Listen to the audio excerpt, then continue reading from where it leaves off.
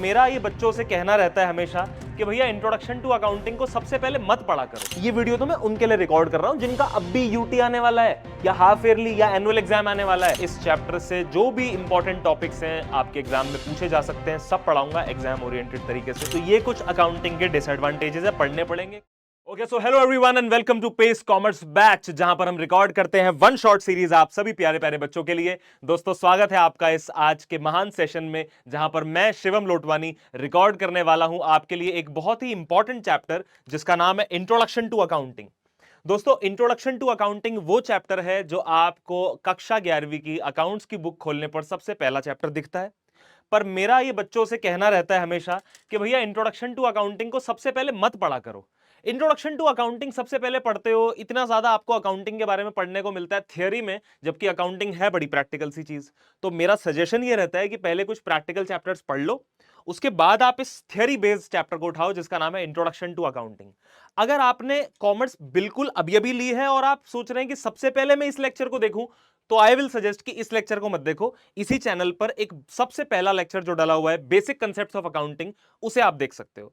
ये वीडियो देखना आपके लिए तब सही रहेगा जब आपने अकाउंटिंग के बारे में थोड़ा बहुत पढ़ लिया है, कुछ चैप्टर्स आपने कर लिए हैं, कुछ 2 4 5 6 चैप्टर्स आपने कर लिए हैं, और अब आ रहा है आपका यूटी या फिर हाफ ईयरली एग्जाम या फिर एनुअल एग्जाम, और आप चाहते हैं कि एक क्रिस्पी तरीके से इस थ्योरी, इस बोरिंग चैप्टर को कुछ इस तरह से मैं पढ़ूं कम समय के अंदर कि मुझे अच्छे से समझ में भी आ जाए, और दूसरा मेरे एग्जाम का जो पर्पस है वो सॉल्व भी हो जाए। तो दोस्तों, स्वागत करूंगा एक बार फिर से आप लोगों का इस बैच के अंदर जिसका नाम है पेस कॉमर्स बैच। और इस पेस कॉमर्स बैच में हम रिकॉर्ड करते हैं डिटेल्ड वन शॉट सीरीज आप सभी बच्चों के लिए जो हमारे पेड बैचेस में किसी तरह से हमारे साथ नहीं जुड़े हुए हैं। दोस्तों, पेस कॉमर्स बैच एक कंप्लीटली फ्री बैच है। पीडब्ल्यू एक ऐसा एडटेक प्लेटफॉर्म है जो क्वालिटी एजुकेशन प्रोवाइड करता है बहुत ही रीजनेबल प्राइसेस में। पेस कॉमर्स बैच के अंतर्गत जो भी हम पढ़ाते हैं, उसके जो भी हम नोट्स लिखवाते हैं, जो भी पीपीटी हमारी होती है, ये भी आपको हम फ्री ऑफ कॉस्ट प्रोवाइड करते हैं। सिर्फ आपको क्या करना है, हमारी ऐप डाउनलोड करनी है और वहां पर जाके ये बैच सर्च करना है, you get the PDF for free. You just have to download the app. App का लिंक इस वीडियो के डिस्क्रिप्शन बॉक्स में पड़ा हुआ है, जाके चेक कर लो ना। तो ज्यादा टाइम वेस्ट नहीं करेंगे दोस्तों, स्टार्ट करेंगे इस चैप्टर को जिसका नाम है इंट्रोडक्शन टू अकाउंटिंग। बने रहना इस वीडियो में एंड तक बने रहना इस वीडियो के अंदर, क्योंकि इंट्रोडक्शन टू अकाउंटिंग में जितने भी चीजें हैं ना, जितनी भी चीजें हैं आज के दौर में जिस तरह के क्वेश्चंस पूछे जाते हैं इस चैप्टर से, वो मैं आपको कराने की कोशिश करूंगा। मुझे याद है आज से 10 साल पहले जब मैं एज अ स्टूडेंट इस चैप्टर को पढ़ता था, तो टीचर का या एग्जामिनर का क्वेश्चंस पूछने का तरीका अलग होता था। पर आज के दौर में चीजें बड़ी प्रैक्टिकल हो गई हैं, चीजें बड़ी कैलकुलेशन कैलकुलेशन कहना गलत रहेगा, चीजें बड़ी केस बेस्ड हो गई हैं। तो भैया स्टार्ट करते हैं सेशन को। चैप्टर का नाम जैसा कि मैंने आपको पहले भी बता दिया है दोस्तों, चैप्टर का नाम क्या है? जी हां, बिल्कुल सही कहा। चैप्टर का नाम है introduction to accounting. Introduction to accounting chapter का नाम है भैया। स्टार्ट करते हैं।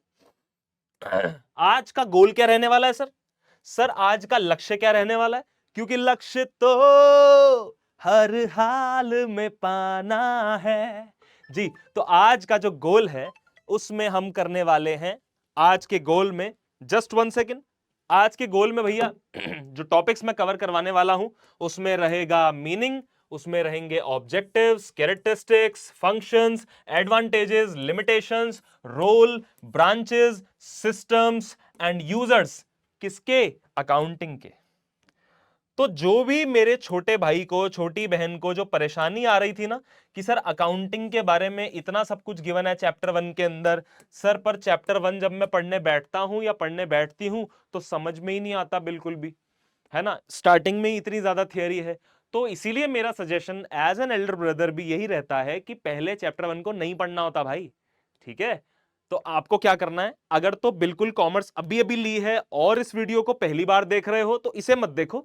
इस चैनल पर और वीडियोस हैं जो पहले डली हैं सीरियल वाइज, आप उन्हें जाकर के देखो, बाद में इस वीडियो को आप ओपन कर लेना। ये वीडियो तो मैं उनके लिए रिकॉर्ड कर रहा हूं जिनका अब भी यूटी आने वाला है या हाफ ईयरली या एनुअल एग्जाम आने वाला है, और उसके अंदर ये चैप्टर किस तरह से पूछा जाएगा। ऑल राइट, चलिए जी भैया। तो आज का गोल मैंने आपको बता दिया है। आज के गोल के अंदर हम ये सारे टॉपिक्स हम कवर करेंगे जी अकाउंटिंग के बारे में। Let's move on to the chapter without wasting any time. सबसे पहले बात करते हैं अकाउंटिंग के बारे में। पहले देसी तरीके से बता देता हूं, अकाउंटिंग मतलब कि चीजों को रिकॉर्ड करने की एक प्रक्रिया, चीजों को रिकॉर्ड करने की एक प्रोसेस। ध्यान से समझना। जब आप कोई बिजनेस करते हो तो बिजनेस में होती हैं बहुत सारी ट्रांजैक्शंस। आप अगर आज कोई बिजनेस स्टार्ट करो, बिजनेस में बहुत सारी ट्रांजैक्शंस होंगी यार। माल खरीदा, माल बेचा, रेंट पे कर दिया दुकान का, बिजली का बिल पे कर दिया, किसी इंप्लॉय को हायर करा, हायर करने के बाद फायर कर दिया या फिर सैलरी वगैरह दे दी। बहुत सारी ट्रांजैक्शंस होती हैं जब आप किसी बिजनेस को करते हो। और जब आप किसी बिजनेस को कर रहे हो जिसमें बहुत सारी ट्रांजैक्शंस हैं, तो कुछ ट्रांजैक्शंस आपके लिए फाइनेंशियल होती हैं, फाइनेंशियल मतलब आपके बिजनेस के लिए कंसर्न्ड होती हैं, और कुछ ट्रांजैक्शंस आपके लिए नॉन फाइनेंशियल होती हैं। नॉन फाइनेंशियल का मतलब immaterial, unrelated to your business. तो भैया बिजनेस करते हैं तो होती है ट्रांजैक्शंस। ट्रांजैक्शंस होती हैं दो तरह की, फाइनेंशियल और नॉन फाइनेंशियल। अब ये जो नॉन फाइनेंशियल ट्रांजैक्शन है, इन्हें तो हम दूर से देखकर ही नमस्ते कर देते हैं, तो बचती है फाइनेंशियल ट्रांजैक्शंस। फाइनेंशियल ट्रांजैक्शंस को कर लेना है रिकॉर्ड, और रिकॉर्ड करने की जो प्रोसेस है उसी को पता है हम क्या कहते हैं प्यार से? अकाउंटिंग। तो ये है अकाउंटिंग का मतलब, बिल्कुल आसान या सरल शब्दों के अंदर, ठीक है। बाकी तो देखो दोस्तों, मैं आपको बताऊं, अकाउंटिंग धीरे धीरे ही समझ में आती है। परिभाषा मैं बता दूं अकाउंटिंग की तो आप क्या अकाउंटेंट बन जाओगे? बिल्कुल भी नहीं। चलो भैया, तो थोड़ा सा एग्जाम ओरिएंटेड तरीके से इस चैप्टर को पढ़ना स्टार्ट करते हैं अब, है ना। स्टार्ट करते हैं about the meaning of accounting. Sir accounting का मीनिंग क्या है? तो भैया ऐसा है, एक इंस्टीट्यूट है जिसका नाम है American institute of certified public accountants. American institute of certified public accountants, जिसे हम प्यार से AICPA भी कहते हैं। जैसे हमारे भारत में चार्टर्ड अकाउंटेंट की डिग्री होती है ना, ऐसे ही सर्टिफाइड पब्लिक अकाउंटेंट की डिग्री होती है अमेरिका के अंदर। तो वो ये इंस्टीट्यूट प्रोवाइड करता है। कहने का मतलब है हमारे यहाँ institute of chartered accountants of India है ना, ICAI, institute of chartered accountants of India. अगर आपका गोल है फ्यूचर में CA बनना, तो इस वीडियो में कमेंट करके जरूर बताना मुझे, ऐसे मत भागना, है ना। तो हमारे भारत के अंदर कोर्स है CA, जिसकी डिग्री प्रोवाइड करता है ICAI, ऐसी अमेरिका के अंदर ये इंस्टीट्यूट है, the institute of American the American institute of certified public accountants. American institute of certified public accountants ने कहा अकाउंटिंग के बारे में, accounting is an art of recording, classifying, summarizing in a significant manner and in terms of money transactions and events which are in part at least of financial character and interpreting the results thereof. कुछ समझ में नहीं आया ना? आराम आराम से पढ़ते हैं। American institute of certified public accountants ने कहा अकाउंटिंग के बारे में कहा कि accounting is an art. Accounting एक आर्ट है बेटा।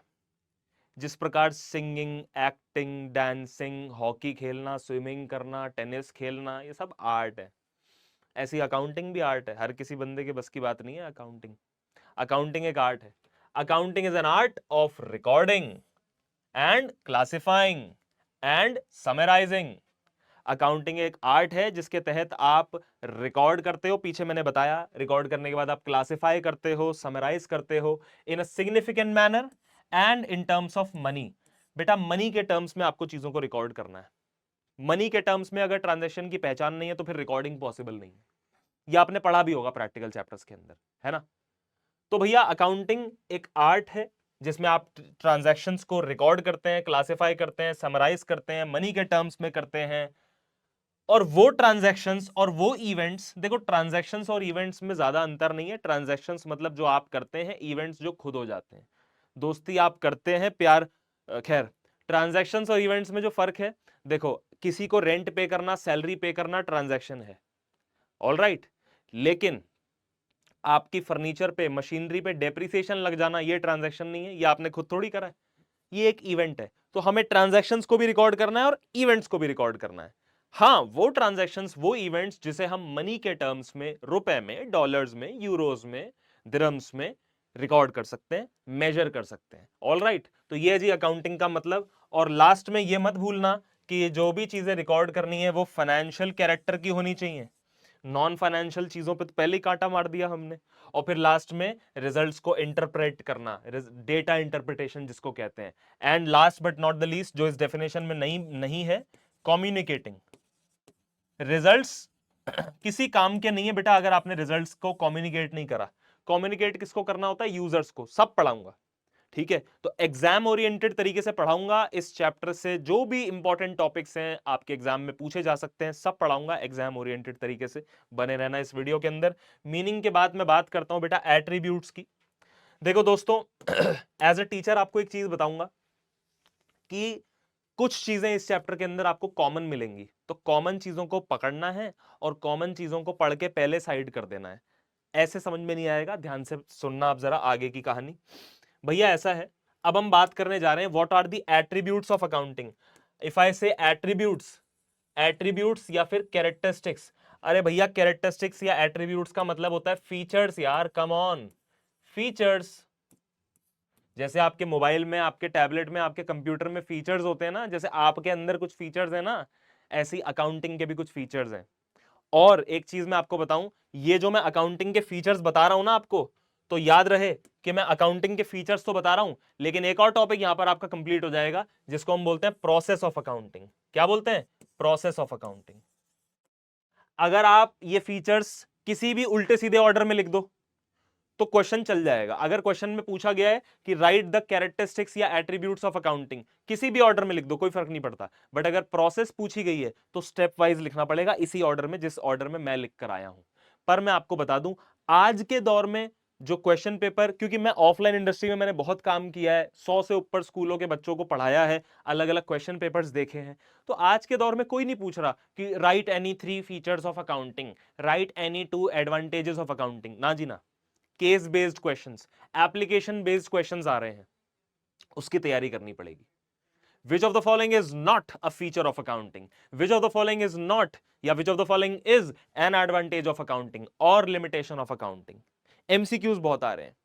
जो भी किताब आपकी है, टीएस ग्रेवाल है, डीके गोयल है, एनसीईआरटी है, या फिर और किसी राइटर की किताब है जो आपके स्कूल में प्रिवेल करती है, उस किताब के एंड में जो एमसीक्यूज का सेट है वो जरूर से जरूर पढ़ना है, तभी मजा आएगा। एट्रीब्यूट्स या कैरेक्टरिस्टिक्स की बात करूं, फीचर्स कहते हैं हम इसको, और ये अगर आप बिल्कुल कतई इसी सीरियल में अगर पढ़ लेते हैं तो ये अकाउंटिंग की प्रोसेस बन जाती है। ठीक है भैया, तो सबसे पहले हमें आइडेंटिफाई करना होता है कौन सी ट्रांजैक्शंस को, हेलो, फाइनेंशियल ट्रांजैक्शंस को। क्यों? और ट्रांजैक्शंस ही नहीं, इवेंट्स भी ऑफ कोर्स, है ना। सिर्फ फाइनेंशियल ट्रांजैक्शंस और इवेंट्स को आपको आइडेंटिफाई करना है, नॉन फाइनेंशियल को दूर से नमस्ते कर देना है। नॉन फाइनेंशियल मतलब हमारे बिजनेस के लिए अनरिलेटेड है। जैसे प्रोप्राइटर ने अपने घर के पैसे से अपने बच्चे को पॉकेट मनी दी, तो क्या बिजनेस में कुछ आया? नहीं। बिजनेस से कुछ गया? नहीं। बिजनेस के किसी रिसोर्स पे कुछ फर्क पड़ा? नहीं। तो ये ट्रांजैक्शन हमारे लिए नॉन फाइनेंशियल है। ट्रांजैक्शन है लेकिन हमारे लिए नॉन फाइनेंशियल है। अच्छा जी, तो सबसे पहले आपको आइडेंटिफाई करना है फाइनेंशियल ट्रांजैक्शंस और इवेंट्स, जिसका मतलब यह हुआ कि नॉन फाइनेंशियल ट्रांजैक्शंस को आपने नहीं रिकॉर्ड करना है। नॉन फाइनेंशियल ट्रांजैक्शंस के ऊपर आपने क्या कर देना है? कांटा मार देना है जी, नॉन फाइनेंशियल ट्रांजैक्शंस के ऊपर। चलते हैं दोस्तों आगे। उसके बाद आपको मेजर करना है, जो भी ट्रांजैक्शंस आपने आइडेंटिफाई करी है ना, उसे मेजर करना है मनी के टर्म्स में, मॉनिटरी टर्म्स में मेजर करना है। सर इसका मतलब क्या होता है? बेटा अगर आप मेरे यहाँ अकाउंटेंट की नौकरी करते हो और मैंने आपको बोला कि आज हमने 4 ट्रक खरीदे, रिकॉर्ड कर, आप कर ही नहीं पाओगे, क्योंकि मैंने सिर्फ आपको इतना बोला कि हमने 4 ट्रक खरीदे, मैंने आपको 4 ट्रक्स की वैल्यू नहीं बताई। तो जब तक मैं किसी ट्रांजैक्शन, मैं आपको ट्रांजैक्शन तो बता रहा हूं लेकिन उसकी मॉनिटरी वैल्यू नहीं बता रहा, तब तक के लिए रिकॉर्डिंग पॉसिबल ही नहीं है, अकाउंटिंग पॉसिबल ही नहीं है। तो इसलिए सबसे पहला जो फीचर है अकाउंटिंग का, ठीक है, सबसे पहला फीचर कि अकाउंटिंग के अंदर फाइनेंशियल ट्रांजैक्शंस को आइडेंटिफाई किया जाता है, ये फीचर है और ये स्टेप भी है सबसे पहला अकाउंटिंग का। ठीक है, तो अकाउंटिंग के फीचर्स या कैरेक्टरिस्टिक्स या एट्रीब्यूट्स या प्रोसेस पूछी जाए तो दिस इज द स्लाइड, समझो बात को। ठीक है, और सीरियल वाइज इसी ऑर्डर में याद करो। हां जी, उसके बाद मेजर करना आइडेंटिफाई की गई ट्रांजैक्शंस को। अच्छा, कई जगह क्या पढ़ाया जाता है, इसका भी ना कुछ शॉर्टकट बना देते हैं। ठीक है, अकाउंटिंग की प्रोसेस का कुछ ना कुछ शॉर्टकट बना देते हैं, जैसे इसका एफ ले लिया, इसका एम ले लिया, इसका आर सी ले लिया और कुछ शॉर्ट फॉर्म से बना के दे दी बच्चे को। तो अकाउंटिंग ऐसे नहीं पढ़ी जाती दोस्त, वो बिजनेस स्टडीज या इकोनॉमिक्स में याद करने के तरीके होते हैं, वो वाले शॉर्ट फॉर्म वाले। ठीक है, यहां पर कोई मैं शायरी वायरी नहीं मारूंगा। ओ भाई, तुम्हें अकाउंटिंग की प्रोसेस अगर इस ऑर्डर में याद नहीं हो रही तो तुम कैसे अकाउंटेंट बनने जा रहे हो? तो जिस ऑर्डर में मैंने लिखा है इस ऑर्डर में तमीज से ऐसे ही याद करना है। ऑल राइट, चलो, मेजर करना है आइडेंटिफाइड ट्रांजैक्शंस को मॉनिटरी टर्म्स में। अगर नॉन मॉनिटरी लगती है आपको ट्रांजैक्शन तो कांटा मार दो। नहीं रिकॉर्ड करना फिर, ठीक है। जैसे एक इवेंट है कि आज आपने किसी इंप्लॉय को हायर करा या आपने किसी इंप्लॉय को फायर करा, निकाल दिया, तो हायर करते वक्त भी ना हमारी जेब से कुछ आता है ना जाता है, फायर करते वक्त भी ना आता है ना जाता है, तो इसलिए नॉन मॉनेटरी ट्रांजेक्शन है। हाँ जी, हेलो, अगला क्या करना है? अगला अगला करना है ट्रांजेक्शंस को रिकॉर्ड। अब मैं मान के चलता हूं कि आप प्रैक्टिकल थोड़ा बहुत पढ़ चुके हैं, ठीक है। नहीं तो कई स्कूलों में ऐसा भी होता है कि प्रैक्टिकल कुछ पढ़ाते नहीं है और पहले ही यूटी में क्या करते हैं, कहते हैं बच्चे को कि शुरू के 4 चैप्टर याद करके आओ, चलो पहला यूनिट टेस्ट है आपका। अब शुरू के 4 चैप्टर तो बिल्कुल थ्योरी है भैया, प्रैक्टिकल कुछ पढ़ाया नहीं आपने बच्चे को। तो ऐसा भी अगर है तो भी ये वीडियो आपके लिए सही है, देख लो, कोई दिक्कत नहीं है, ठीक है। ट्रांजेक्शंस को रिकॉर्ड करना होता है भैया, ट्रांजेक्शन को रिकॉर्ड करना होता है सबसे पहली प्राइमरी बुक के अंदर।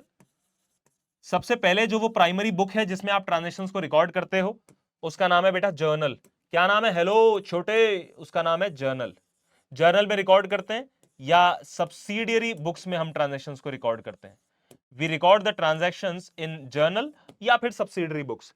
ट्रांजेक्शंस को रिकॉर्ड करने के लिए किताब है जर्नल, जर्नल में ट्रांजेक्शंस रिकॉर्ड करते हो। अदरवाइज आप स्पेशल पर्पस बुक्स फॉलो करते हो जिसमें आप ट्रांजेक्शंस कैश बुक में, परचेजेस बुक में, सेल्स बुक में, purchases return book, sales return book में रिकॉर्ड करते हो या फिर जर्नल प्रॉपर में रिकॉर्ड करते हो। All right. उसके बाद बेटा ट्रांजेक्शंस को हमें क्लासिफाई करना होता है। सर क्लासिफाइंग करने का मतलब क्या होता है? बेटा क्लासिफाइंग करने का मतलब होता है सिमिलर ट्रांजैक्शंस को एक जगह पर इकट्ठा करके एक जगह पर लिखना। एक जैसी दिखने वाली ट्रांजैक्शन, सिमिलर ट्रांजैक्शंस को एक जगह पर लिखना। और ये काम हम एक सेकेंडरी किताब में करते हैं। ऑल राइट, एक दूसरी किताब में हम ये काम करते हैं जिसका नाम है ledger. Ledger is also called the principal book of accounts या the book of final entry. ये आपने पढ़ा भी होगा अगर आप प्रैक्टिकल चैप्टर्स कुछ पढ़ चुके हैं तो। ऑल राइट, तो क्लासिफाइंग एक बुक के अंदर होती है जिसका नाम क्या है? लेजर है। ऑल राइट, जिसका नाम है लेजर। लेजर में ट्रांजेक्शंस को आप क्लासिफाई करते हो या फिर लेजर में ट्रांजेक्शंस को आप पोस्ट करते हो। पोस्टिंग का जो काम है वो यहां पर होता है, रिकॉर्डिंग इधर, पोस्टिंग इधर।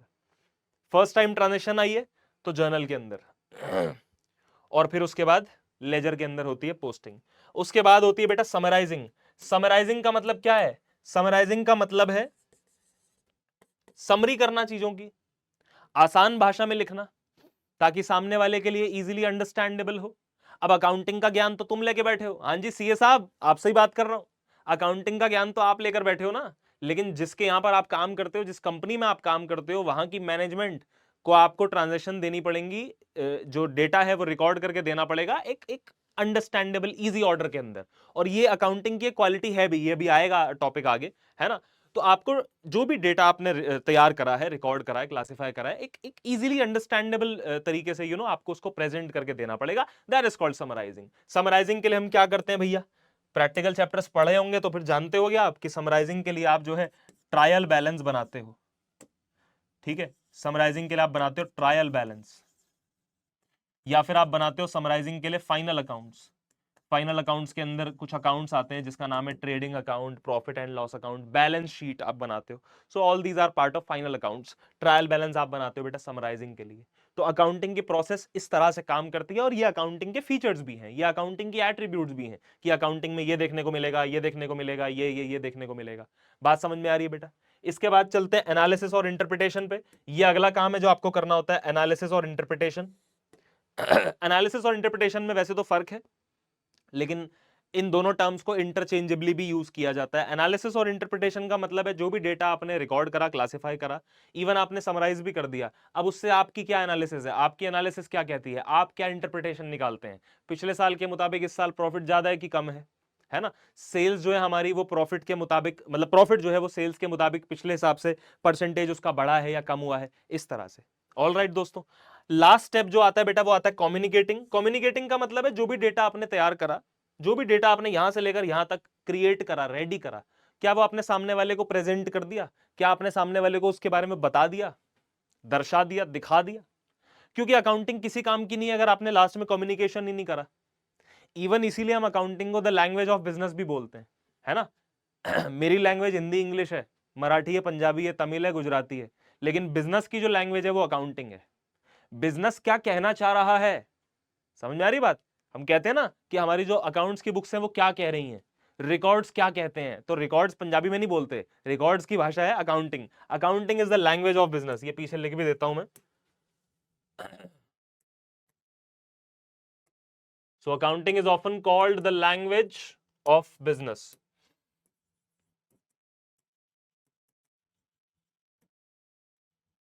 ठीक है जी दोस्तों, accounting is often called the language of business. So language of business कह देते हैं जी अकाउंटिंग को। और घबराना बिल्कुल नहीं है, पूरे सेशन के अंदर छोटा सा सेशन होगा, पूरी थ्योरी उड़ा दूंगा फर्स्ट चैप्टर की। ठीक है, कई किताबों के अंदर होता है कि ये फर्स्ट चैप्टर है, कई किताबों में फर्स्ट चैप्टर में 2 चैप्टर्स कवर हो जाते हैं, बेसिक अकाउंटिंग टर्म्स भी कवर हो जाता है। तो आपको वीडियो के हिसाब से समझ में आ जाएगा कि आपका पर्पस इस वीडियो में सॉल्व हो रहा है कि नहीं हो रहा। इतना स्मार्ट तो आपको बनना पड़ेगा ना दोस्त, और मुझे लगता है इतने स्मार्ट तो आप हो भी ऑलरेडी, है ना। चाय वाय पीते रहो, मस्त एंजॉय करो। क्या बात है जी, क्या बात है। इसके बाद चलते हैं, एट्रीब्यूट्स खत्म हो गया। एट्रीब्यूट्स, अच्छा बताओ, सिर्फ एट्रीब्यूट्स खत्म हुए कि प्रोसेस भी खत्म हो गई? प्रोसेस भी खत्म हो गई अकाउंट्स की। ये प्रोसेस है ना। थोड़ा सा जो मैंने इसको भरा है वो मैंने डिटेलिंग कर दी है प्रोसेस की। सबसे पहले हम आइडेंटिफाई करेंगे कि ट्रांजैक्शन फाइनेंशियल है या नहीं है। फाइनेंशियल नहीं है तो नमस्ते, फाइनेंशियल है। अगर ट्रांजैक्शन फाइनेंशियल है तो एकदम से रिकॉर्ड मत करने लग जाना। सबसे पहले आपको उसको मेजर करना है मनी के टर्म्स में, मॉनेटरी टर्म्स में, कि मनी की मुद्रा में उसकी क्या कीमत है। उसके बाद record primary book of accounts में जिसका नाम है जर्नल या फिर special purpose books. Then we have to classify in the ledger, then we have to do summarising in the trial balance और द फाइनल अकाउंट्स। उसके बाद एनालिसिस एंड इंटरप्रिटेशन, और लास्ट में कम्युनिकेटिंग।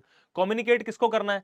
जिसके लिए भी अकाउंटिंग जरूरी है। और अकाउंटिंग किसके लिए जरूरी है? जो अकाउंटिंग का यूजर है, यूजर्स ऑफ अकाउंटिंग। तो कम्युनिकेटिंग हम करते हैं बेटा टू द यूजर्स। अब यूजर्स क्या होते हैं सर? बेटा रुक जाना, थोड़ी देर तो रुक जा, थोड़ी देर में टॉपिक आ जाएगा। भाई आया है, सिखा कर जाएगा। ऑल राइट, ठीक है भैया। हैशटैग भाई आया है, सिखा के जाएगा।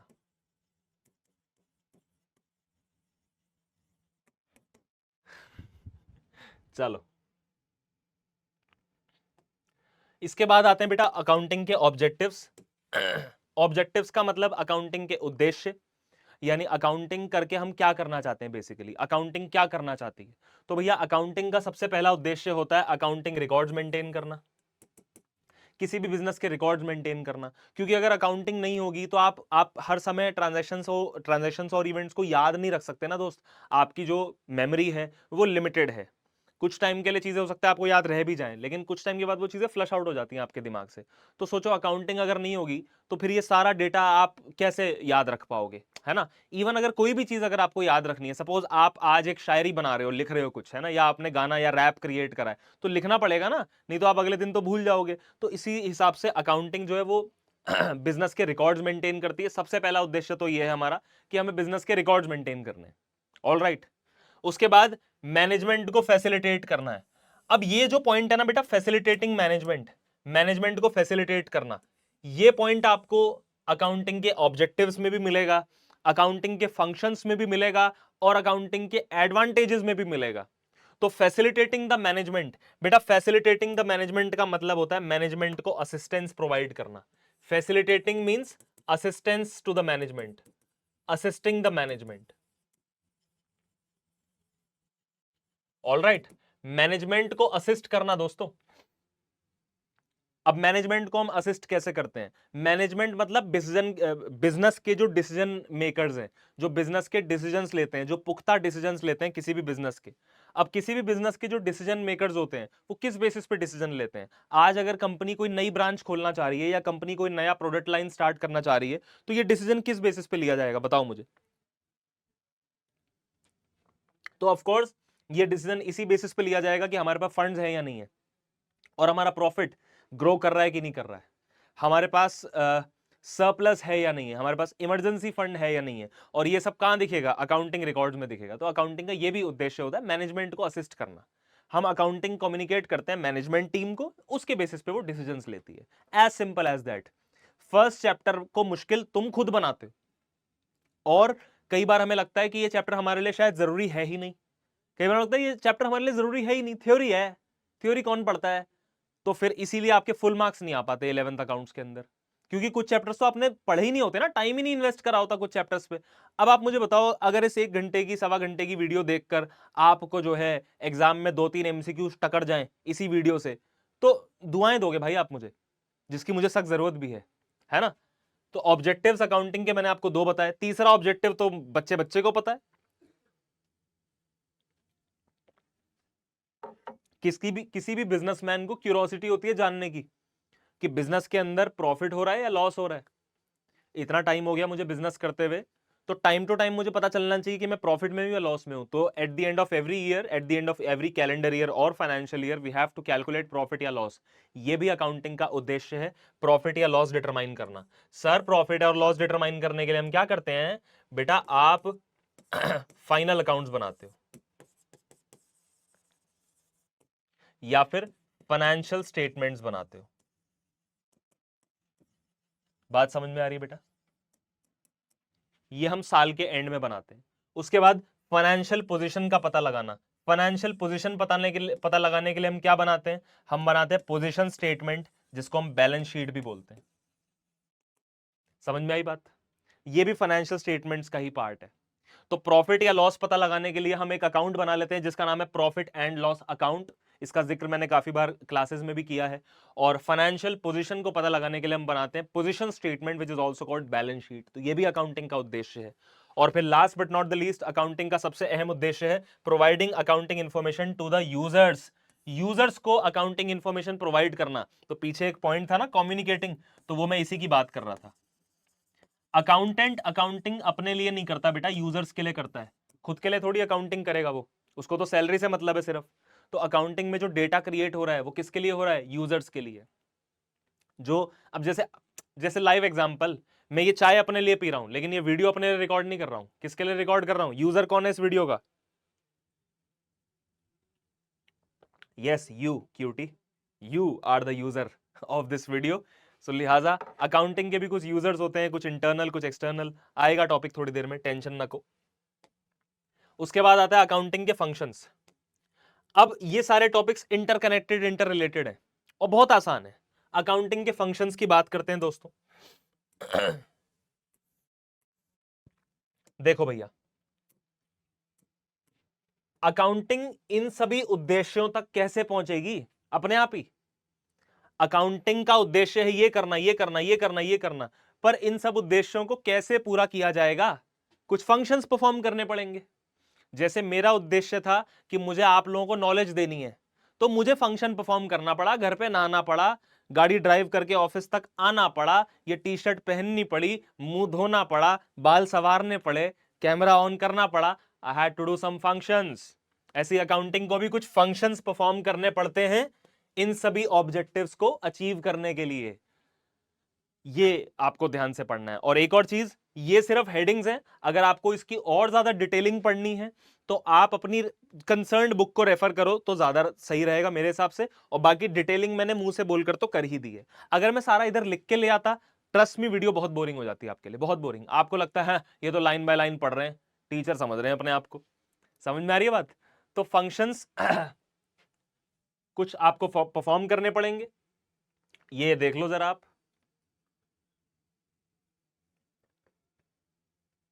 सबसे पहला, मेंटेनिंग सिस्टमैटिक रिकॉर्ड्स। सबसे पहला, मेंटेनिंग सिस्टमैटिक रिकॉर्ड्स। इधर भी था maintaining accounting records. Accounting records maintain करने के लिए आपको सिस्टमैटिक होना पड़ेगा, सिस्टम से चलना पड़ेगा, सिस्टम से चलना पड़ेगा। अब इसका मतलब क्या है? बेटा देखो, accounting is an art of recording, लेकिन रिकॉर्डिंग ऐसे ही थोड़ी कर दोगे आप, लाला की दुकान थोड़ी है। हिंदी में रिकॉर्डिंग करोगे, आज हमने बिजली का बिल पे किया, आज हमने फर्नीचर खरीदा, नहीं। सिस्टमेटिक तरीके से रिकॉर्डिंग होती है यहां पर। We have to follow a system called double entry bookkeeping या डबल एंट्री सिस्टम। ये आगे भी आएगा अभी। तो सिस्टमेटिक होने का मतलब यह है कि आपको एक ऑर्डर में चलना पड़ेगा। और ऑर्डर में चलने का मतलब क्या है? कि ट्रांजैक्शंस को सबसे पहले आइडेंटिफाई करना है कि फाइनेंशियल है या नहीं है। उसके बाद मनी के टर्म्स में उसको मेजर करना है, मेजर के करने के बाद रिकॉर्ड करना है, रिकॉर्ड करने के बाद क्लासिफाई करना है ना? उसके बाद समराइजिंग करनी है, फिर एनालिसिस और इंटरप्रिटेशन करना है, और लास्ट में कम्युनिकेटिंग करनी है। तो आपको इस सिस्टम के साथ चलना पड़ेगा। ये इस तरह से फंक्शंस आपको परफॉर्म करने पड़ेंगे। उसके बाद preparation of financial statements. Financial statements के बारे में मैं पहले भी बता चुका हूं, आप देख सकते हैं। डिटरमाइनिंग प्रॉफिट या लॉस। अब आपको एक ऑब्जेक्टिव अटेन करना है कि you have to determine what is the profit, what is the loss. You have to also determine what is the financial position. तो ये दोनों ऑब्जेक्टिव्स कैसे पूरे होंगे? एक दूसरे फंक्शन को परफॉर्म करके, जिसका नाम क्या है?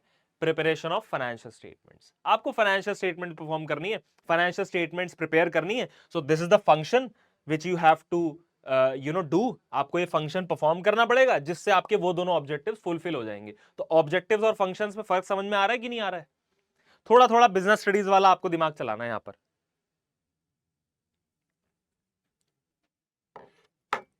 Okay okay guys.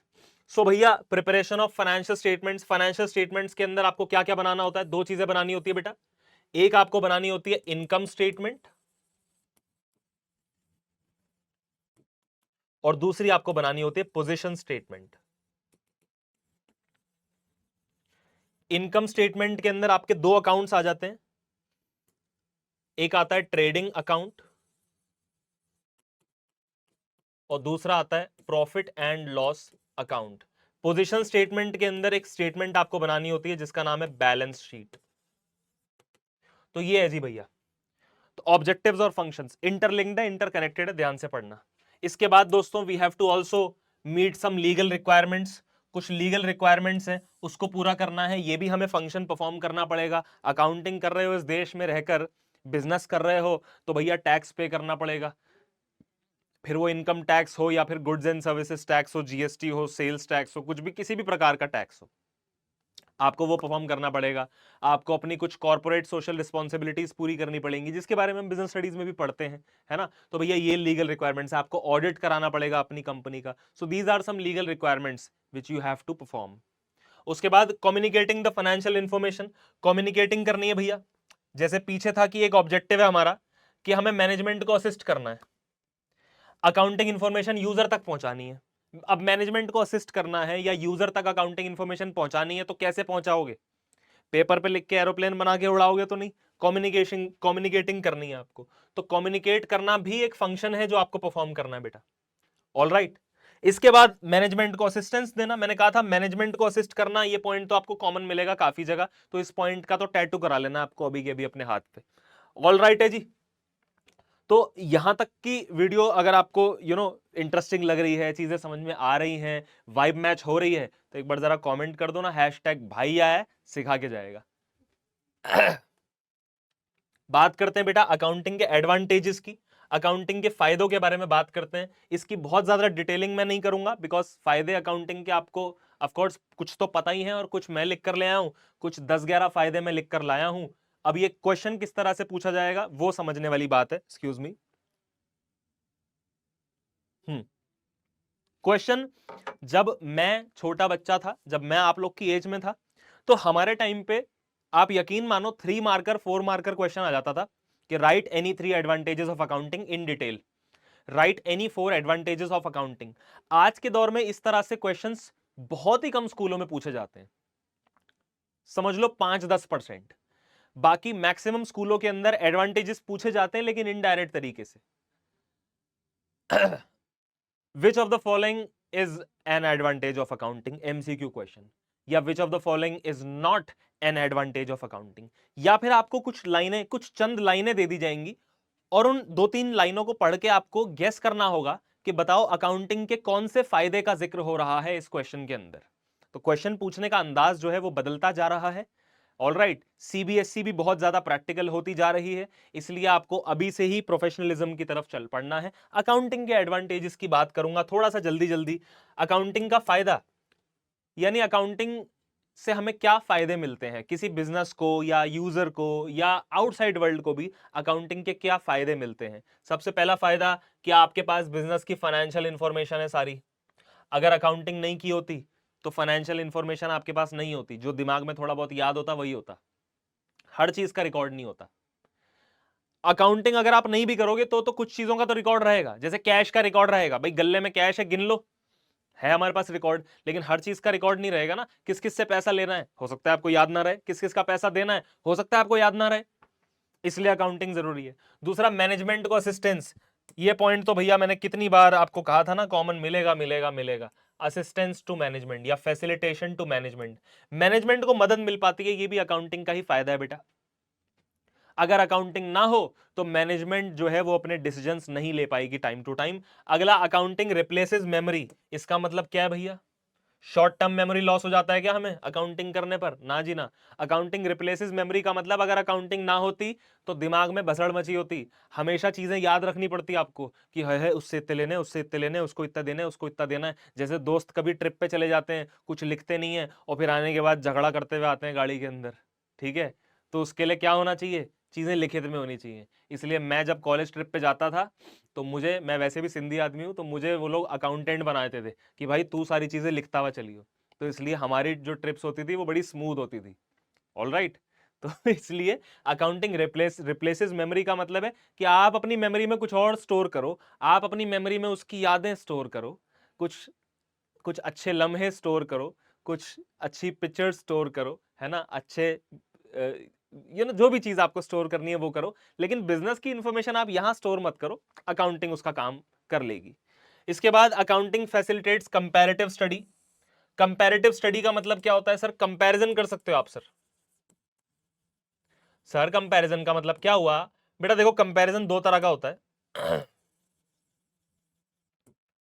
कंपैरिजन दो तरह का होता है, very important topic also. Comparison दो तरह का है।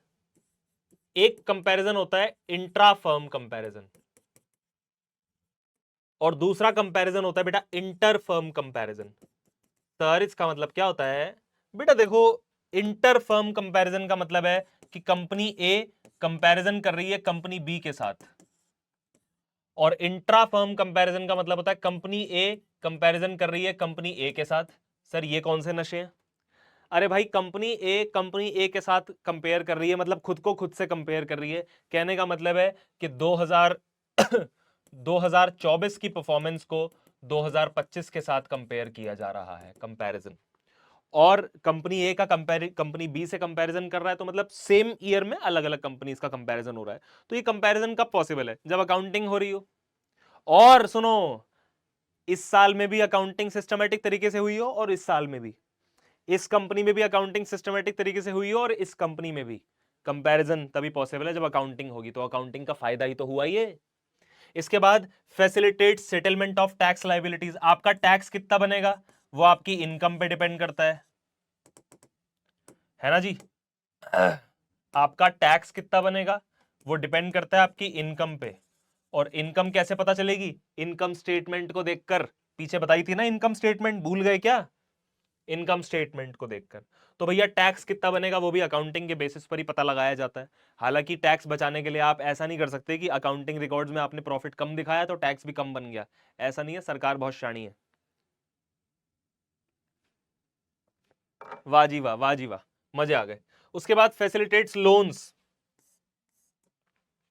लोन मिल जाता है आपको आपकी अकाउंटिंग के बेसिस पे। जैसे मुझे अभी लोन लेना है कुछ 50 लाख का, तो वो मेरी अकाउंटिंग, यानी कि मुझे दिखाना पड़ेगा पिछले 3 साल में 4 साल में मैंने क्या कमाया, क्या टैक्स दिया, जिसके बेसिस पे मुझे कोई बैंक लोन देगा।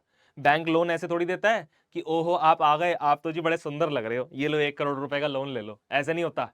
आपको अपने अकाउंटिंग रिकॉर्ड्स दिखाने पड़ते हैं, और अकाउंटिंग रिकॉर्ड्स तभी दिखा पाओगे जब अकाउंटिंग की होगी। तो अकाउंटिंग का फायदा ही तो हुआ ही है। इसके बाद अकाउंटिंग कई बार कोर्ट में एविडेंस के तौर पर भी काम आती है। इसके बारे में मैं ज्यादा बातें नहीं करूंगा बिकॉज जब आप 12th में आओगे और आप पार्टनरशिप अकाउंटिंग पढ़ोगे तो वहां ये पॉइंट आपको अच्छे से समझ में आ जाएगा। जैसे दो पार्टनर्स हैं, लड़ाई झगड़ा कर रहे हैं, एक कह रहा है इसने मेरे को धोखा दिया है, धोखाधड़ी करी है, कोर्ट कहेगा लाओ फिर अकाउंटिंग रिकॉर्ड्स दिखाओ। तो कोर्ट के अंदर एविडेंस के तौर पर अकाउंटिंग को यूज किया जा सकता है। Facilitates sale of business. आप अपना बिजनेस बेचकर आप अपना बिजनेस बेचकर संन्यास लेना चाहते हो, पहाड़ों में जाना चाहते हो कि मैं तो जी मेडिटेशन करूंगा, मुझे धंधा नहीं करना, तो आप अपना बिजनेस मुझे बेच दो। अच्छा, कितने में बेचोगे? जितनी आपके बिजनेस की नेटवर्थ होगी। और वो कैसे पता लगेगी? अकाउंटिंग के बेसिस पे पता लगेगी, सिंपल। इसके बाद accounting also assist you in the event of insolvency. ये थोड़ा सा लीगल पॉइंट है, तो इसको अभी हम फिलहाल के लिए स्किप करेंगे। It is also helpful in partnership accounts.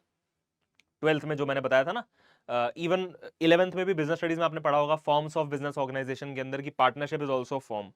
तो पार्टनरशिप के केस में ए का, बी का, सी का कितना पैसा लगा हुआ है, और 2 साल बाद उनका पैसा अब कितना बच रहा है या बन रहा है, वो सब अकाउंटिंग रिकॉर्ड्स के बेसिस पर ही पता चलेगा आपको।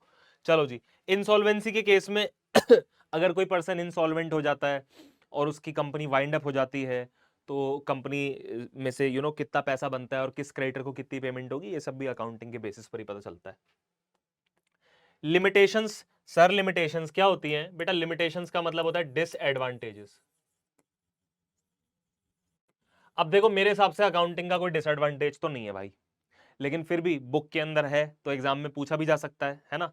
तो वैसे तो अकाउंटिंग की लिमिटेशंस या डिसएडवांटेजेस नहीं होती। अगर तो आपको लगता है इतने ही नुकसान है अकाउंटिंग करने के तो मत करो, पर नहीं, एक दो पॉइंट्स हैं जो जो कि आप कह सकते हो कि yes it is a limitation, या यहां पर हमें अकाउंटिंग को सुधारना चाहिए, या हमें इस चीज पे काम करना चाहिए। तो लिमिटेशंस या डिसएडवांटेजेस में क्या है कि भैया accounting is not fully exact. इसका मतलब क्या है? अकाउंटिंग पूरी तरह से एग्जैक्ट नहीं है। हालांकि अकाउंटिंग हम एविडेंस के बेसिस पर करते हैं, डॉक्यूमेंट्स के बेसिस पर अकाउंटिंग करते हैं, लेकिन फिर भी अकाउंटिंग पूरी एग्जैक्ट नहीं है। पर्सनल जजमेंट आपको उसमें घुसाना पड़ता है, पर्सनल बायस्डनेस घुसानी पड़ती है। कहने का मतलब है कि आपके पास एक मशीनरी है और उस मशीनरी पे आपको डेप्रिसिएशन लगाना है, 5% ही क्यों, 10% ही क्यों? क्या बड़े बूढ़े कह के चले गए ये चीज कि मशीनरी में डेप्रिसिएशन 10% ही लगेगा इन द फर्स्ट ईयर? नहीं ना, ये आपका पर्सनल जजमेंट था ना। तो अकाउंटिंग फुली एग्जैक्ट कभी नहीं हो सकती। आपको कुछ प्रोविजंस बनाने पड़ते हैं जो कि आप अपने हिसाब से बनाते हो, इसलिए अकाउंटिंग फुली एग्जैक्ट कभी भी नहीं हो सकती। तो ये अकाउंटिंग की एक लिमिटेशन रहेगी। अकाउंटिंग में कई बार अनरियलिस्टिक इंफॉर्मेशन भी हम रिकॉर्ड करते हैं। अनरियलिस्टिक इंफॉर्मेशन हम कैसे रिकॉर्ड करते हैं भी? जो हमारे साथ कई बार घटना नहीं भी घटी है हम उसे भी रिकॉर्ड कर लेते हैं। जैसे आप फॉर एग्जाम्पल आप की कोई बैड डेट होने वाली है। अब आपको पता तो नहीं है कि पैसा कितना डूबने वाला है, लेकिन उसके बेसिस पे आप पहले ही प्रोविजन बना लेते हो। आप ये मान के चलते हो कि मेरा शायद इतना % पैसा डूब सकता है। Now what is this nonsense कि आप पहले से ही मान के चल रहे हो कि आपका पैसा डूबेगा और इतना % डूबेगा। तो कई बार हम चीजों को, थोड़ा सा अनरियलिस्टिक चीजों को भी अकाउंटिंग में रिकॉर्ड करते हैं। अनरियलिस्टिक चीजों में और भी चीजें आ जाती हैं, जैसे कि फिक्टिशियस एसेट्स।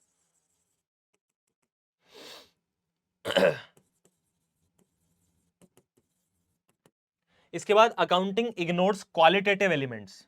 ये बड़ा इंपॉर्टेंट टॉपिक है बेटा। क्वालिटेटिव एलिमेंट्स को अकाउंटिंग इग्नोर कर देती है, क्योंकि मैंने आपको पीछे कहा था कि अकाउंटिंग में चीजें हम रिकॉर्ड करते हैं सिर्फ मनी के टर्म्स में, सिर्फ मनी के टर्म्स में, रुपीज 1 2 3। क्वांटिटी को हम रिकॉर्ड करते हैं, क्वालिटी को हम रिकॉर्ड नहीं करते। मशीनरी मेरे लिए जरूरी है, पर उससे भी ज्यादा जरूरी है मेरे लिए जो उस मशीनरी को चलाने वाला इंसान है। मशीनरी मैं दूसरी ला सकता हूं, वो इंसान मैं दूसरा नहीं ला सकता। वो मेरे लिए बिजनेस के लिए बड़ा हेल्पफुल है, बड़ा इंपॉर्टेंट है, एक इंसान, एक एम्प्लॉई। पर दुर्भाग्यवश मैं मशीनरी को तो रिकॉर्ड कर सकता हूं 1 लाख रुपए की है या 10 लाख रुपए की है, एम्प्लॉय की क्या वैल्यू लगाऊं? क्या मैं ये बोलूंगा शर्मा जी 10 लाख रुपए के आदमी है? तो अकाउंटिंग में आप क्वालिटीज को रिकॉर्ड नहीं कर सकते, जैसे कि आपकी मैनेजमेंट, आपके एम्प्लॉयज कितने क्वालिटेटिव हैं, कितने कमाऊपूत हैं, आप उसे रिकॉर्ड नहीं कर सकते। तो एम्प्लॉयज को अपन रिकॉर्ड नहीं कर सकते, है ना? मैनेजमेंट टीम को आप रिकॉर्ड नहीं कर सकते। कई जगहों पर हम अपनी गुडविल को भी रिकॉर्ड नहीं कर पाते, कई जगहों पर कर भी पाते हैं, 12th में पढ़ोगे आप वो सब। Accounting ignores the effect of price level changes. Price level changes को हम इग्नोर कर देते हैं अकाउंटिंग के अंदर। मैंने अगर बिजनेस में कैपिटल लगाई थी 5 साल पहले 5 लाख रुपए, और आज वो कैपिटल 6 लाख हो गई है, तो वो तो प्रॉफिट की वजह से ना, प्रॉफिट जुड़ा उस कैपिटल के अंदर, फिर मैं घर से एडिशनल कैपिटल भी लाया था तब वो उसके अंदर जुड़ी।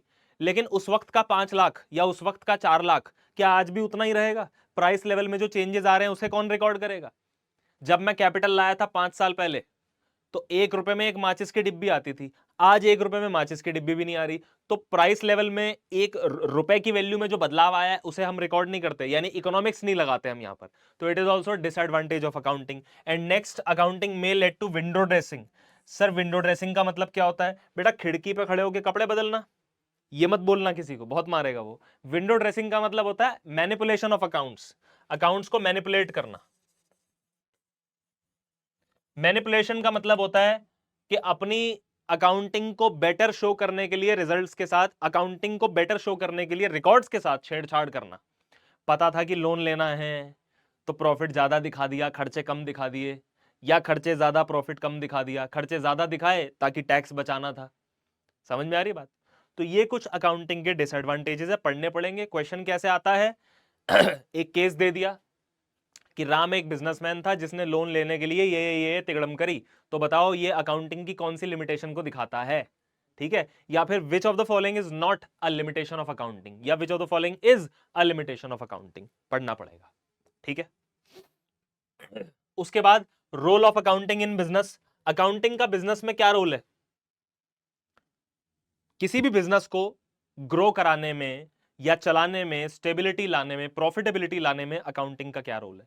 तो भैया अकाउंटिंग सिस्टमेटिक रिकॉर्ड्स मेंटेन करती है, अकाउंटिंग मैनेजमेंट को असिस्ट करती है। अरे हाँ हाँ करती है भैया, करती है। कितनी बार बोलूं, अकाउंटिंग मैनेजमेंट को असिस्ट करती है। सुन लिया, कॉमन पॉइंट है, मिस मत करना। अकाउंटिंग फैसिलिटेट्स कंपैरेटिव स्टडी, इसके बारे में हम ऑलरेडी बात कर चुके हैं बेटा। और accounting is also be presented as an evidence in the court. पहले बातें हो चुकी है, कॉमन टॉपिक है role of accounting in business. Let's move on to the next topic now, branches of accounting. Very important and very interesting topic, branches of accounting. कई स्कूलों में पूछा जाता है, कई स्कूलों में इग्नोर भी कर देते हैं इस टॉपिक को। ब्रांचेस के बारे में बात कर लेते हैं बेटा। ब्रांचेस का मतलब शाखाएं, जैसे पेड़ की शाखाएं होती हैं।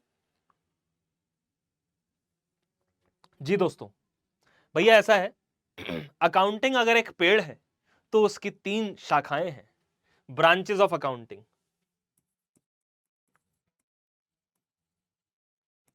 सबसे पहला होता है फाइनेंशियल अकाउंटिंग, जो हमारा कंसर्न्ड एरिया है, जो हमारा सिलेबस है। फिर एक होती है कॉस्ट अकाउंटिंग, और एक होती है बेटा मैनेजमेंट अकाउंटिंग।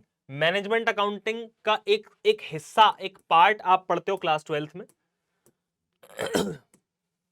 इसका एक पार्ट आप पढ़ते हो क्लास 12th में, और बाकी आपका ये ग्रेजुएशन में आता है, या फिर उसके बाद आप मैनेजमेंट का कोई कोर्स करते हो, लाइक बीबीए करते हो या एमबीए करते हो, वहां पर आपको मैनेजमेंट अकाउंटिंग पढ़ाई जाती है। ठीक है, अभी के लिए जो आपका कंसर्न्ड एरिया है वो फाइनेंशियल अकाउंटिंग है। आइए इन तीनों के बारे में थोड़ा थोड़ा ज्ञान ले लेते हैं। भैया ऐसा है, किसी बिजनेस, जहां पर भी किसी बिजनेस की ट्रांजैक्शंस को रिकॉर्ड करने की बात हो रही है, किसी बिजनेस की ट्रांजैक्शंस को रिकॉर्ड करने की बात हो रही है, क्या करने के लिए? प्रॉफिट या लॉस कैलकुलेट करने के लिए। तो जहां पर भी किसी बिजनेस के प्रॉफिट या लॉस की कैलकुलेशन की बात हो रही है, समझ जाओ फाइनेंशियल अकाउंटिंग वो है। किसी बिजनेस के फाइनेंसेस के बारे में बात हो रही है, सिंपल। सर कॉस्ट अकाउंटिंग क्या होती है? बेटा कुछ कोर्सेज होते हैं फ्यूचर में जिससे आदमी कॉस्ट अकाउंटेंट बनता है ना, जैसे सीएमए एक कोर्स है।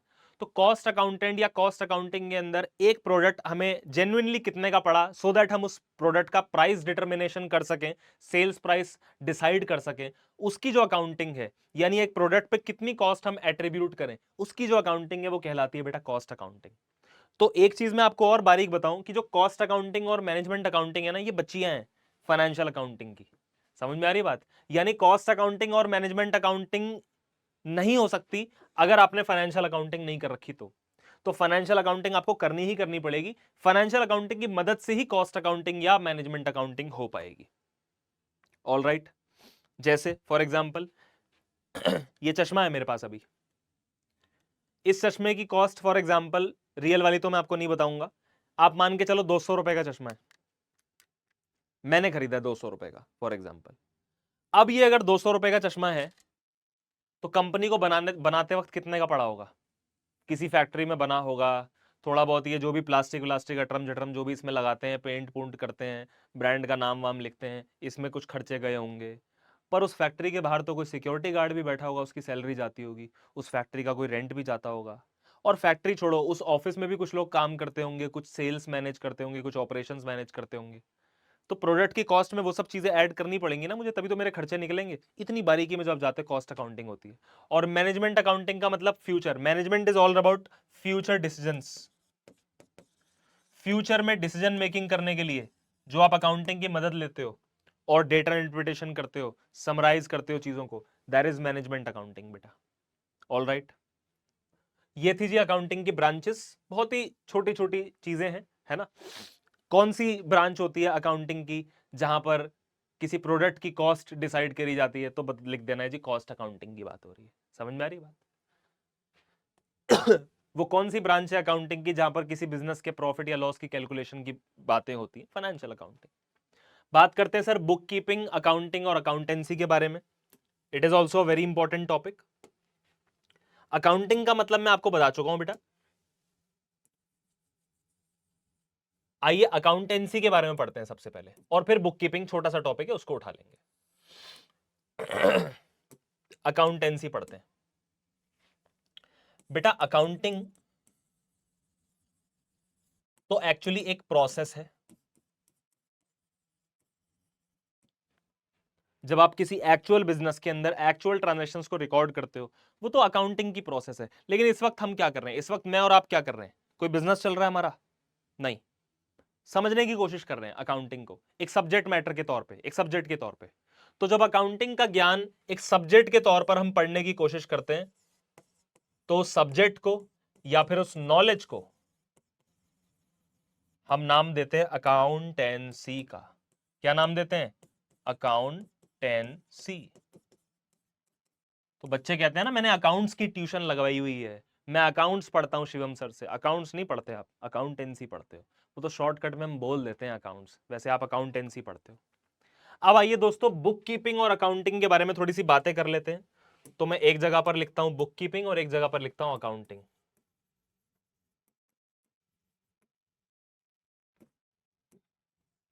और यहां पर मैं लिखता हूं बेटा अकाउंटिंग।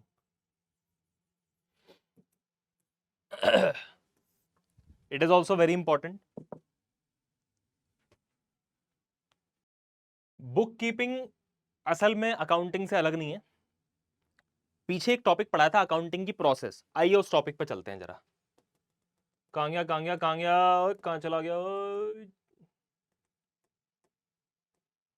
ये रहा अकाउंटिंग की एट्रीब्यूट्स, और यहीं पर ही मैंने प्रोसेस भी कंप्लीट करा दी थी। तो बेटा अकाउंटिंग करते वक्त अगर आप ट्रांजैक्शंस को आइडेंटिफाई करते हो, मेजर करते हो, रिकॉर्ड करते हो, क्लासिफाई करते हो, अगर आप सिर्फ इतना काम करते हो, सिर्फ इतना आइडेंटिफाई किया ट्रांजैक्शंस को, मेजर, रिकॉर्ड और क्लासिफाई, दैट्स इट, और सिस्टमैटिक तरीके से, यस सिस्टमैटिक तरीके से ही, लेकिन सिर्फ इतना अगर काम करते हो, तो बेटा ये कहलाती है बुक कीपिंग। ये कहलाती है बुक कीपिंग। और पूरा ही काम कर देते हो टिल कम्युनिकेटिंग, तो पूरी बन जाती है अकाउंटिंग। यानी बुक कीपिंग जो है वो अकाउंटिंग की ही बच्ची है, बेटी है। Book keeping is a part of accounting. Book keeping कोई अलग टर्म नहीं है। आप समझ में आ गया बेटा? तो बुक कीपिंग के अंदर ट्रांजैक्शंस को हम रिकॉर्डिंग करते हैं, और रिकॉर्डिंग करने के बाद क्लासिफाइंग करते हैं। सर सारा कुछ क्यों नहीं करते? वो भी बताऊंगा। लेकिन अकाउंटिंग के अंदर हम ट्रांजैक्शंस को आइडेंटिफाई करेंगे, मेजर करेंगे, रिकॉर्ड क्लासिफाई करेंगे। लेकिन रिकॉर्डिंग क्लासिफाइंग करने के बाद हम ट्रांजैक्शंस को आगे चल के, मतलब ये तो करेंगे ही, इसके बाद हम समराइजिंग भी करेंगे, एनालिसिस भी करेंगे, इंटरप्रिटेशन भी करेंगे, और कम्युनिकेटिंग भी करेंगे। यानी पूरा प्रोसेस अगर कंप्लीट करोगे तो अकाउंटिंग कहलाएगा, और यहीं पर रुक जाओगे तो बुक कीपिंग कहलाएगा। पर सर लोग रुक क्यों जाते हैं, थक जाते हैं क्या वो? अरे भाई थकते नहीं है, उनका बिजनेस छोटा है, उनकी रिक्वायरमेंट ही नहीं है इतनी। तो बुक कीपिंग वहां होती है जहां पर बिजनेस आपका स्मॉल स्केल पर रन कर रहा होता है, स्मॉल स्केल पर बिजनेस रन कर रहा होता है, और यहां आपका बिजनेस लार्ज स्केल पर रन कर रहा है, तो पूरी अकाउंटिंग की रिक्वायरमेंट है। तो बुक कीपिंग को करने के लिए तो सर फिर बहुत ज्यादा नॉलेज की जरूरत नहीं होती होगी। यस, बुक कीपिंग को करने के लिए आपको कम नॉलेज की जरूरत है।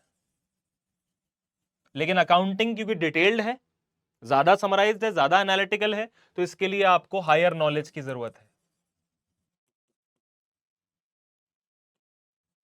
तो सर अगर बुक कीपिंग करानी है तो किसी जूनियर अकाउंटेंट से करा सकता हूं? यस, इसके लिए जूनियर स्टाफ से काम चल जाता है, लेकिन इसके लिए आपको सीनियर स्टाफ चाहिए होता है।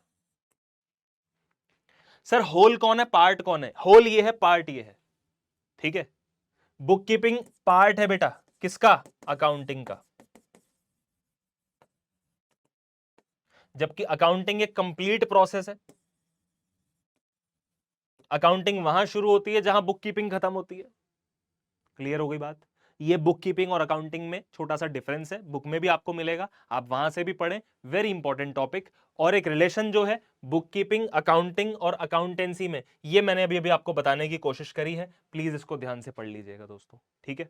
वन शॉट्स भी देखो, हमारे इसी चैनल पर कुछ हमने लाइव सेशंस भी लिए थे, 8-8, 8.5, 9-9 घंटे के लाइव सेशंस, वन शॉट, ठीक है, बैकलॉग किलर टाइप, आप वो भी विजिट कर सकते हो। जहां से भी आपका पर्पस सॉल्व होता है आप वहां से अपना पर्पस सॉल्व करो, साथ साथ बुक भी पढ़ते रहो।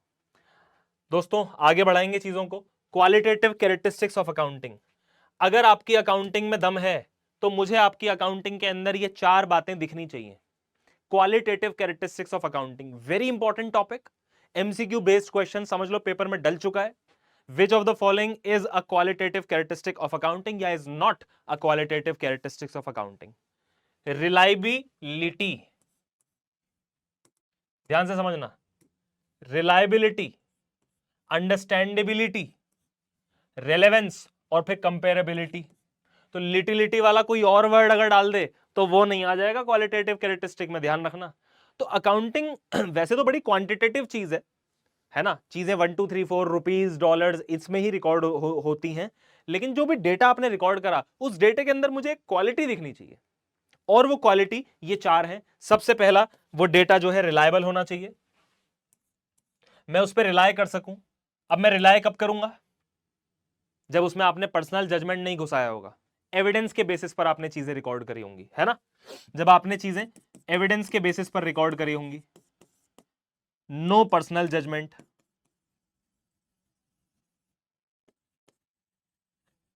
है ना, no personal judgement, no errors, तो आपका डेटा बनेगा रिलायबल। दूसरा, डेटा होना चाहिए अंडरस्टैंडेबल, अंडरस्टैंडेबिलिटी होनी चाहिए भाई। मैं अगर साइंस स्टूडेंट भी हूं तो भी मेरे को समझ में आ जाए कि बिजनेस के रिकॉर्ड्स कैसे चल रहे हैं। अब अंडरस्टैंडेबिलिटी कैसे आती है? जब आप चीजों को इजी तरीके से, प्रेजेंटेबल तरीके से, समराइज्ड तरीके से शो करते हो तो आती है अंडरस्टैंडेबिलिटी। अगली क्वालिटी रेलेवेंस, रेलेवेंट चीजों को रिकॉर्ड करना है, इररेलेवेंट चीजों को उड़ा दो, खत्म कर दो, ठीक है। Recording of relevant items only, ठीक है, इररेलेवेंट चीजों को रिकॉर्ड नहीं करना, इममटेरियल चीजों को रिकॉर्ड नहीं करना, नॉन फाइनेंशियल चीजों को रिकॉर्ड नहीं करना। चौथी क्वालिटी क्या होनी चाहिए सर? सर कंपेरेबिलिटी होनी चाहिए। कंपेरेबिलिटी यानी मैं रिकॉर्ड्स को कंपेयर कर पाऊं, खुद को खुद से कंपेयर कर पाऊं या खुद को सामने वाले से कंपेयर कर पाऊं। अब ये पॉसिबल कब है भाई? गधे का कंपैरिजन गधे से होगा, घोड़े का घोड़े से होगा, गधे का घोड़े से कंपैरिजन नहीं है पॉसिबल। तो कंपेरेबिलिटी कब आती है? जब आपने कंसिस्टेंट तरीके से अकाउंटिंग करी होती है, अकाउंटिंग के मेथड्स में बदलाव आपको नहीं करना है। तो अकाउंटिंग के अंदर ये 4 क्वालिटीज या फिर क्वालिटेटिव कैरेक्टरिस्टिक्स मुझे दिखनी ही दिखनी चाहिए। These 4 qualities या फिर these 4 qualitative characteristics should be there in accounting. Very important topic, ठीक है। क्वेश्चन आता है कि when the accounting results are clearly presented, when the accounting results are clearly presented, then this shows which quality of accounting. तो जब आपने results को clearly present करा होगा तो भैया अंडरस्टैंडेबिलिटी आएगी, तो this shows understandability of accounting. आसान है, लेकिन थोड़ा सा आपको जो पढ़ते वक्त जो है ना तब डिटेल में पढ़ लेना है। एक टॉपिक 4 बार पढ़ो, इससे बढ़िया एक बार पढ़ो, ढंग से पढ़ो, डिटेल में घुस जाओ, उड़ा दो। उसके बाद आते हैं जी यूजर्स ऑफ अकाउंटिंग। दोस्तों यूजर्स ऑफ अकाउंटिंग, कई बच्चे कहते हैं सर यूजर्स आपने सही नहीं पढ़ा है सर, गलत पढ़ा दिया सर आपने। सर आप तो कह रहे हो इंप्लॉइज और वर्कर्स जो हैं वो एक्सटर्नल यूजर्स हैं, लेकिन हमारी मैम ने, हमारे सर ने बताए थे इंटरनल यूजर्स, क्योंकि बेटा तुम्हारे स्कूल में हो सकता है कोई दूसरी किताब फॉलो हो रही हो। अब ये कोई हार्ड एंड फास्ट रूल नहीं है। पहले यूजर्स का मतलब समझो। यूजर्स का मतलब है जो भी अकाउंटिंग का इस्तेमाल करने वाले लोग हैं, जिनको भी अकाउंटिंग से मतलब है। अब अकाउंटिंग से मतलब तो सर बिजनेस के ओनर को ही है? फिर नहीं नहीं, ऐसा नहीं है, ऐसा नहीं है। अकाउंटिंग के बहुत से यूजर्स हैं, कुछ इंटरनल जो ऑर्गेनाइजेशन के अंदर पाए जाते हैं और कुछ एक्सटर्नल जो ऑर्गेनाइजेशन के बाहर पाए जाते हैं। तो इंटरनल और एक्सटर्नल यूजर्स में जरा इंटरनल पढ़ लेते हैं बेटा। ओनर सबसे पहले तो, और मैनेजमेंट। ओनर को क्या मांगता है? ओनर को ये देखना है उसका बिजनेस है भाई, उसका बिजनेस है, उसका पैसा लगा हुआ है, ठीक है। तो ओनर को ये देखना है ओनर को ये देखना है कि उसका पैसा सेफ है या नहीं है, उसको रिटर्न्स अच्छे मिल रहे हैं कि नहीं मिल रहे हैं, उसका बिजनेस प्रॉफिटेबल है या नहीं है। ये सब बातों से ओनर को मतलब है, इसलिए owner is the very first user of accounting. Management को क्या करना है? ओ भैया डिसीजन मेकिंग करनी है। तुमने ही तो कहा था assistance to management, assistance to management 4-5 बार। तो मैनेजमेंट को असिस्टेंस मांगता है, जिसके लिए मैनेजमेंट को अकाउंटिंग मांगता है। इसके बाद कुछ एक्सटर्नल लोग, जो एम्प्लॉय, जो अब एम्प्लॉइज पे आता हूं, एक्सटर्नल मतलब ऑर्गेनाइजेशन के बाहर के लोग। एम्प्लॉइज और वर्कर्स इंटरनल में भी हैं कुछ किताबों में, तो आप अपनी किताब के हिसाब से देख लो, इतना कोई कलेश करने की जरूरत नहीं है यार। एम्प्लॉइज एंड वर्कर्स को देखना है कि भैया मेरी सैलरी में हाइक होगा कि नहीं होगा। किसी भी ऑर्गेनाइजेशन में अगर आप हैं और आपका अप्रेजल पीरियड आने वाला है, अप्रेजल पीरियड का मतलब जहां पर नेक्स्ट ईयर आपकी सैलरी जो है ग्रो करती है, इंक्रीज करती है, या कईयों की सेम भी रहती है अगर काम में मजा नहीं आ रहा तो। और कई बार आप काम अच्छा कर रहे होते हो फिर भी आपकी जो कंपनी, आपका जो ऑर्गेनाइजेशन है, वो दुर्भाग्यवश आपकी सैलरी नहीं बढ़ा पाता। क्यों? क्योंकि प्रॉफिट नहीं आ रहा उनके पास। आप अच्छा काम कर रहे हो बट उनपे प्रॉफिट नहीं आ रहा। तो एम्प्लॉइज और वर्कर्स को ये मतलब होता है कि सैलरी वगैरह जो है वो मतलब थोड़ा सा बढ़ा देते तो, है ना। अगला, बैंक्स और फाइनेंशियल इंस्टीट्यूशंस। बैंक्स और फाइनेंशियल इंस्टीट्यूशंस आपको लोन देते हैं, आपके बिजनेस को, और वो आपकी शक्ल देख के लोन नहीं देते, अकाउंटिंग को देख के लोन देते हैं। तो बैंक भी इस्तेमाल करता है अकाउंटिंग इंफॉर्मेशन को आपको लोन देते वक्त। उसके बाद पोटेंशियल इन्वेस्टर्स।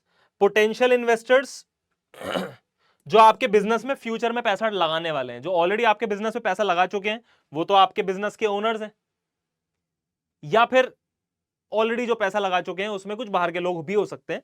तो यहां पर मैं कहूंगा पोटेंशियल इन्वेस्टर्स ही नहीं, जस्ट इन्वेस्टर्स एक टर्म मैं यहां पर लिख देता हूं, जस्ट इन्वेस्टर्स।